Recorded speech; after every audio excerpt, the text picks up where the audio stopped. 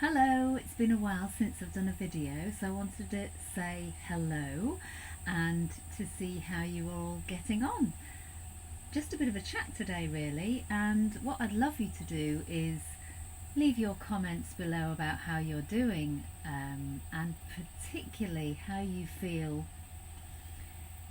that you may have changed as a result of the last 2 years, because there's always an opportunity, isn't there, to look at something that we've either been afraid to look at or have not known how to look at, not had the opportunity. Here's Bonnie. Come on, Bonnie, come. So I know for myself, gosh, it's been huge. So not only did I lose my dearest mum, in the UK, and I went back during the pandemic, and I was with her for a week as she dropped her body and went into another realm, and that realm is around me all the time, so I'm very grateful for that. I feel her everywhere. What else have I learnt? I've learnt to really address that primitive fear of, am I going to be okay? In the beginning, that was to do with health. That was me really thinking I could literally catch the virus, and I may die, like many of us. There's been so much talk about the virus over the last 2 years, and quite rightly so in many ways, because there's been many people, of course, who've been very sick, and sadly some have died. So I really did a lot of release on that fear of dying, fear of being exposed to something outside of me that will make me sick and powerless.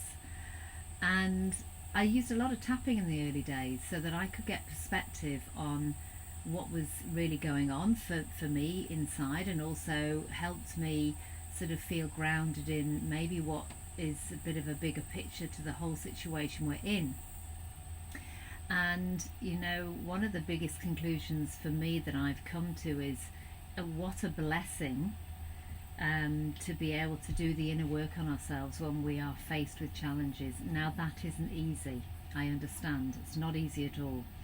Many people are still going through great difficulties and hardship, and also, of course, a lot of people are being faced with whether they can continue to work, so businesses have closed down, or some people, of course, choose not to get this, and therefore they're not able to work anymore. So we're in a really extraordinary time, I'm sure you'll agree, as we go through what I feel is the great, amazing rebirthing of how we live as humans on this planet. I'm sure you'll agree that for a long time, for decades, even centuries maybe, we have been taking too much and not giving enough back to Mother Earth. And of course, with more people on the planet, we have to think much more consciously about moving forward and how we harness Mother Earth's wonderful natural resources, food and water being the real primary needs that we have as humans. Just little things that I'm becoming more and more aware of is, when I'm washing up, I used to do it intermittently, but now I'm trying to do it all the time, is the washing up water from my bowl. I pour into another vessel, and then I go and water all my plants around the garden.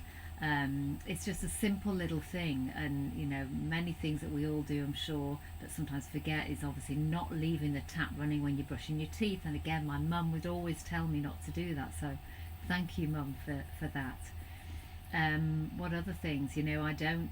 I try and recognise when I'm full, and I don't overeat, because food shortages we are already seeing. And so if we're all becoming acutely aware of those little things that we can do during this time of great change, not only does it make you feel good, that you're giving Mother Earth some recognition for what she gives to us, but you're obviously being much more aware of what goes in your body, how much we put in our body, to fuel ourselves. So what other fuel do we give ourselves? We fuel ourselves with being in nature. That's been a huge one for me. And looking at this beautiful butterfly outside. feeling the love, that you know, one of the top fuels is love, isn't it? We can't survive without love.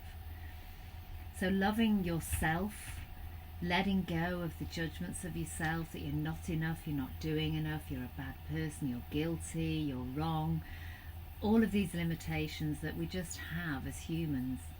Some of us have very deep ones according to our past and where we've picked those patterns up from childhood and our environment.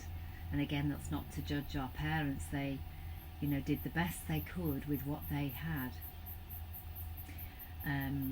As you will know, I'm a coach, so I'm always there with my clients looking at what areas of their life do they still not feel at peace with, so they can't, which stops the ability to receive love from your environment and to give love.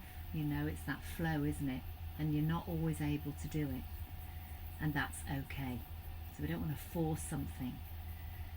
So I know I'm sort of going from one topic to another, but I just want to flow with this. You know,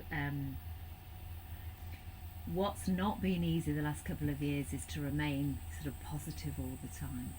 And actually, it's not such a healthy habit to have, to just think positive, you know, because to just think positive sometimes works and our frequency changes and we feel uplifted.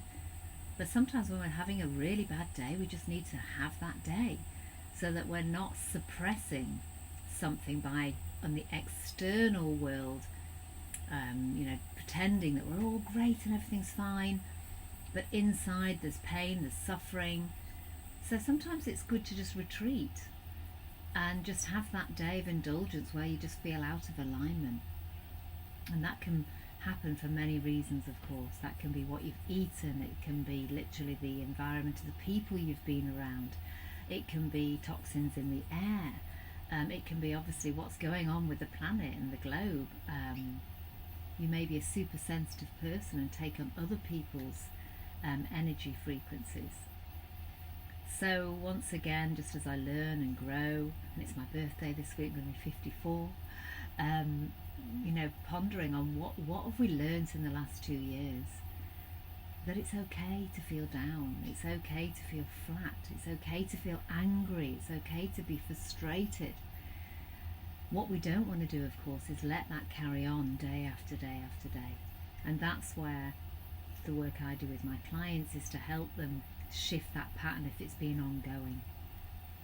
So I invite you to give yourself a break sometimes, and if you're just having one of those shitty days and you just feel negative, maybe take yourself away from people so they don't have to be with that, and just let yourself be in that space, knowing that it will pass. So I'd love to hear, you know, what you've learned, and put them in the comments below. It's nice for people to see, you know, how you've used the opportunity of great pain to lift yourself up another level. You know, when we're going through what we might feel is a rebirth, we are coming through the birth canal and it still feels like we're being constricted, and we've got restrictions globally and physically in our day-to-day communities and in our lives, and maybe in our relationships, because it's brought all this stuff up. So we want to really support ourselves as we're in the birth canal, and just know that literally there is light. There is light now. There's more lightness, and when you let go of your limitations, you're able to hold more light and see more of the light. Because even though there's light at the end of the tunnel, when we birth, and actually I remember my son when he was very, very little, I said, what do you remember about being born? Do you remember anything? And he said, I just remember seeing you. I remember seeing some light. And, you know, if I asked him now at 15, he'd probably just go, I didn't say that, did I? That's nonsense. But he was so pure then that he knew, and his language that he had only when he was probably about 3 or 4, we change as we get older and we start to not believe things, but that was instinctive for him to talk about the light. So we're just keeping on going, you know. There's going to be things showing up in our world on the news and in our physical environment as we change and reform to this new earth that we want. We've wanted it for so long, haven't we?